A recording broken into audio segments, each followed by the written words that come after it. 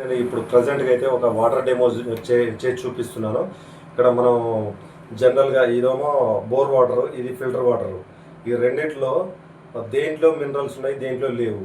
అంటే బోర్ వాటర్లో compulsory minerals అనేటివి ఉంటాయి. బోర్ బావిలో జనరల్గా భూమి నుంచి వచ్చే వాటర్లో అన్నీ అందులో ఉంటాయి. ఇక్కడ ఫిల్టర్ వాటర్లో ఏంటంటే ఉండవు.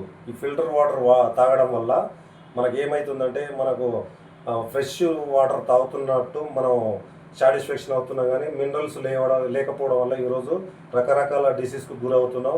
అందులో మెయిన్గా జాయింట్ పెయిన్స్ కూడా ఎక్కువ ప్రాబ్లం అవుతుంది.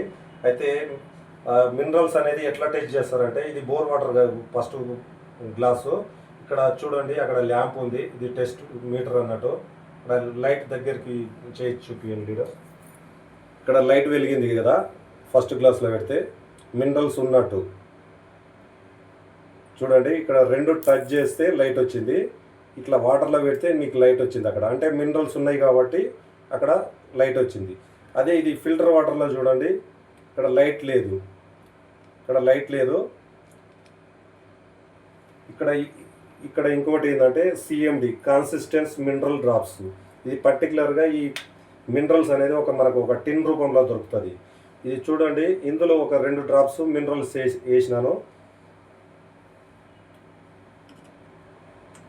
అక్కడ లైట్ రావడం జరిగింది. అంటే ఇది మినరల్స్ అన్నట్టు. ఎస్పెషల్లీ మనకు బయట కొన్ని ఫిల్టర్స్లో మినరల్స్ అనేది దొరకదు కదా.